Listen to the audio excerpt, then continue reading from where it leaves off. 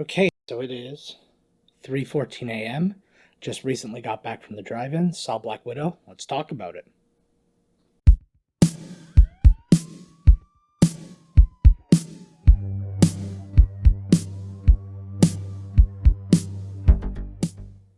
Hey everybody, welcome back to the channel. I am Joe Findley. Black Widow. Good to see a movie again, guys. This was really exciting. It was nice to see a movie again just because quarantine and everything going on. Theaters have not yet opened where I am. I talked about this in the last episode of Miscast Commentary, but the drive-ins are open. So this was our first opportunity to go see something new.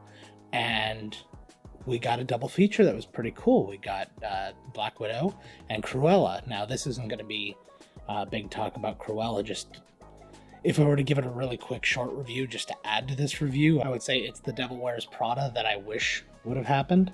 But, you know, well acted, well shot, well done.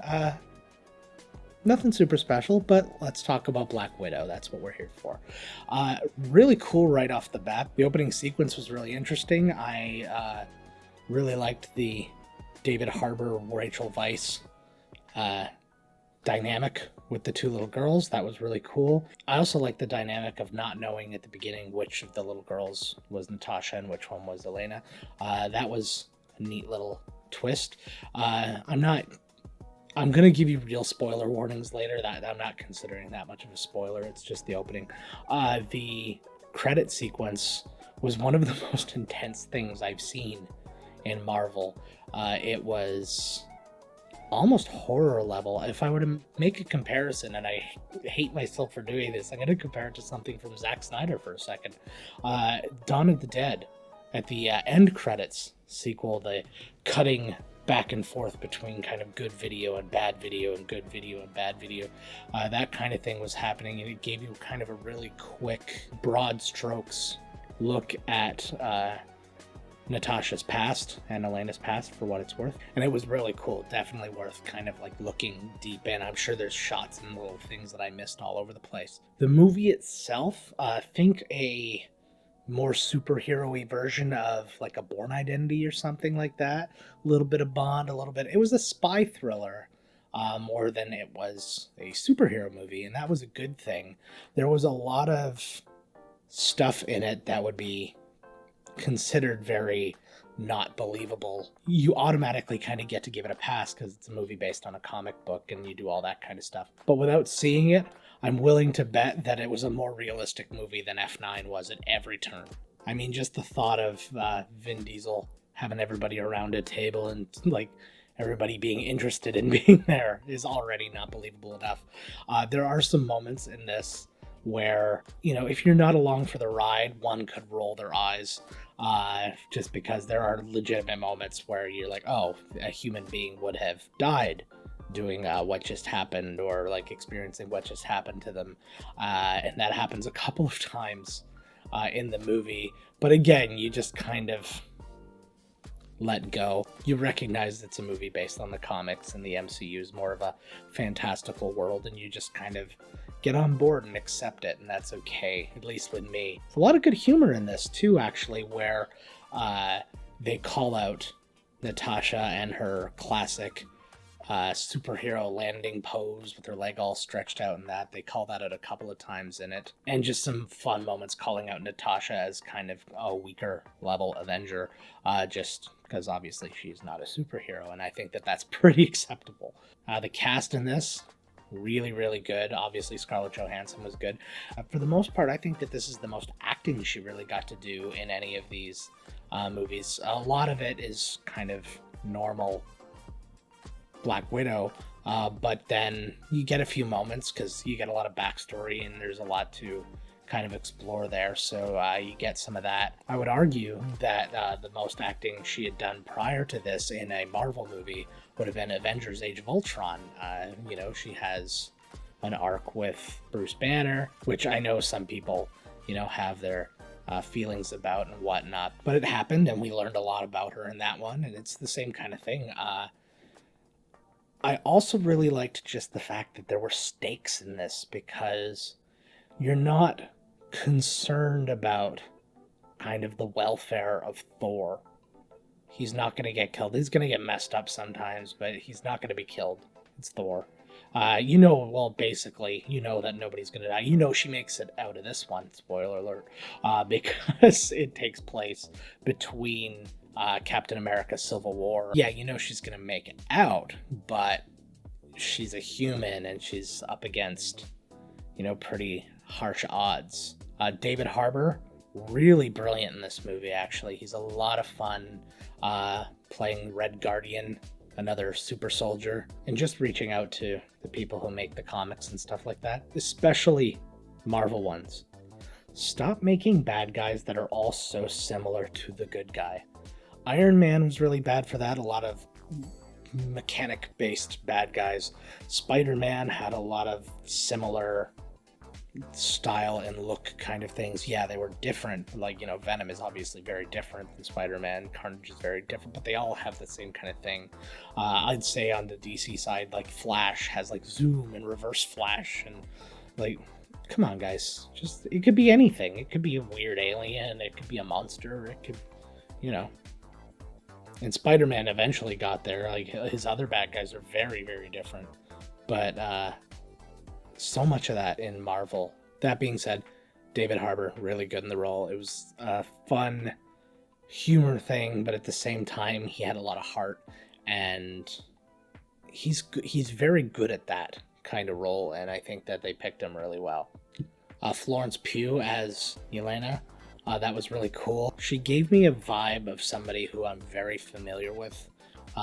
It's like just kind of her and she's there and that's great, but like you don't really know her. I've looking through her IMDb, and while there's things in there that I had seen, honestly the only thing that really clicked with me was Father of the Bride. She was like a little girl in that, but she's not as well known a person as like Scarlet or David or something like that, and that was really cool. She does a really good job, and like when we get to the spoiler part, it looks like we're gonna see some more of her. Rachel Weisz, I only recently found out she was even in the movie. I always try to stay away from all the spoilers and all the stuff that go down during like the promotion of a movie and stuff like that.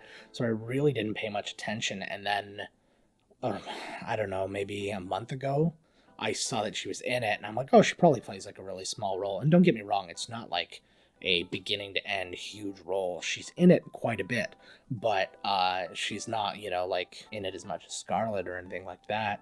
But she was really good in it too. I always feel bad because like she's not old enough to play Scarlett Johansson's mom.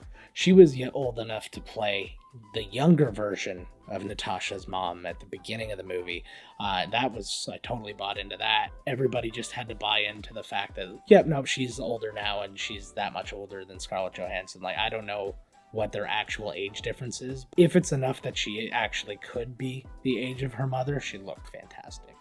Ray Winstone, fresh off a role in Cats, he gets to play kind of the main bad guy in it, and he was really cool. It's weird because I think the thing that I really identify with him with the most is The Departed, where he's Mr. French, and so he's one of those really good kind of like chameleon-ish kind of actors, and he did a really good job in it too. Rough dude, actually. It was really interesting, kind of the male-female dynamic in the movie, and he was like there were moments with him where I was honestly just kind of like cringing a little bit, like not in a like, oh, this movie's bad kind of way, like I'm triggered kind of like, whoa, like in the moment of the movie kind of reaction. And spoiler alert, William Hurt in the movie. He kind of helps get you into the timeline of where you are to explain kind of what's happening and where we are in the timeline of the MCU, which is how you find out. It's like I said, it's shortly after most of the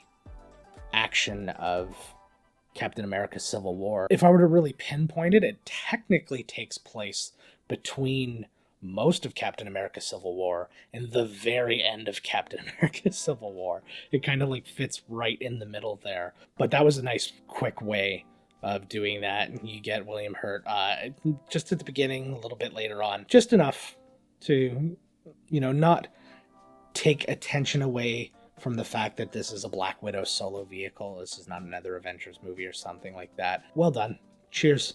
Sorry, I'm just looking down. I'm seeing that Ray Winstone was in something called The Queen's Corgi, and I find that hilarious. But I thought Taskmaster was a pretty cool bad guy. I know that the character exists in the comics, not exactly like this, but I thought it was really cool, and I thought it was a kind of perfect bad guy for Black Widow, just because it's just about fighting. It's not about power and stuff like that, despite the fact that there is strength there and all that kind of stuff. It was a manageable challenge, but at the same time still a big challenge. So I thought that was a pretty cool way to go.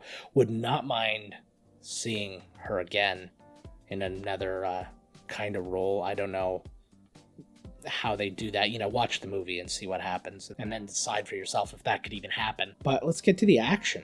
Really good, actually. Any of the kind of one-on-one fight scenes were really strong. I won't get into all of who's fighting who, but it's a lot of hand-to-hand stuff, and it's got to be like real. It's one where you actually don't have somebody against a CG opponent for the whole thing. So there was a lot of like legit fight choreography going on and stuff like that, and it was really, really well done. Hats off to everybody who did that. There's a couple of really cool group fighting scenes towards the end and stuff that are really worth it. What else? I also just really liked the feeling that it's kind of like, with the comic books, you've got your Avengers comic books and it's telling its own story, and then all of a sudden you get just this one-off person. It was kind of like where you'd have all the X-Men comic books, and then you would have Wolverine comic books, and you would have Phoenix comic books, and Cyclops comic books, and Nightcrawler, all of those different things, because they can have their own story. And I like what this tells us kind of moving forward, because obviously we got Falcon and Winter Soldier, which was great. We've got Loki right now, which is really cool. So those are all awesome, but it's cool to be able to see that this can also go into a movie and then potentially all tie in together again. And that's kind of what you need to do for the MCU of it. Obviously, you can have kind of one-off things, but if one leads to another, then that motivates more people to go see it, and I understand that, and I am on board with that. Okay, but I have to get to the big spoiler now. So if you don't want to know this, skip ahead. Okay, ready? You're waiting? 3, 2, 1. Awesome. Okay, if you're still with me, you're happy to have this part spoiled for you, or if you have already seen the movie, and that's great too. Olga Kurylenko, who plays Taskmaster and also Dreykov's daughter. It was a cool twist, I guess. I mean, I kind of saw it coming. Valentina Allegra de Fontaine, Julia Louis-Dreyfus, reprising her role from Falcon and Winter Soldier, shows up when Yelena's at Natasha's grave. Skipping back forward, obviously, to present time. No spoiler in there. But since we're in the spoiler section, I guess it didn't really matter. Just kind of establishes that they know each other, that they've worked together, and gives her a new target. And they open up that target, and who is it? Clint Barton. So I guess we have our, I don't know if it's bad guy but I think we got another cast member for the Hawkeye TV show, so that sounds badass. But yeah, overall it was a romp. It was fun. It was just good to be back in the MCU again and to be able to see it on the big screen. And now again, I saw it at the drive-in, and this should actually kind of give it extra points as far as how much I liked the movie, because it was raining while we were watching this movie, and I was sitting outside of the vehicle. We have our minivan backed up, and you can flip the seats over, and the kids were sitting in the seats, and my wife and I were sitting in lawn chairs outside of the van, and it wasn't pouring on us or anything. It was just that really light sprinkle, like you were getting misted by Niagara Falls or something like that. But just the whole time it was just chilly, and that happened, so I had put a blanket up over me. I had a blanket up to my neck, which is something I never need to do while watching a movie. And the whole time I was just like, yeah. So, take that for what it's worth. I may look like a guy who just goes, yeah, a lot. So, that might not mean as much to you, but trust me, it was a good thing. So I'm going to leave it at that. If you haven't seen the movie, go see it. It's definitely worthwhile. And it's just another movie in the whole new phase of the MCU. We got 2 more. coming this year, and we're already over halfway through the year, and we still have 2 more coming. What, Eternals and Shang-Chi? So I'm excited, guys. I know I'm excited because it's really late, and I'm talking about it. Don't forget to click like on the video if you enjoyed it. Make sure you click subscribe so you can get, notifications and all that of all our videos as they come out. Make sure to catch the last video. I did a tribute to Richard Donner, who just recently passed, and we talk about the new Star Wars stuff coming up, and I talk about being excited for this movie, so you can watch the prequel to this video in the last video. And don't miss the rest of our Summer of Sequels that we're doing. Indiana Jones and the Temple of Doom coming up next week, so make sure to catch that as well. That's it for this one now, guys, so until next time, peace.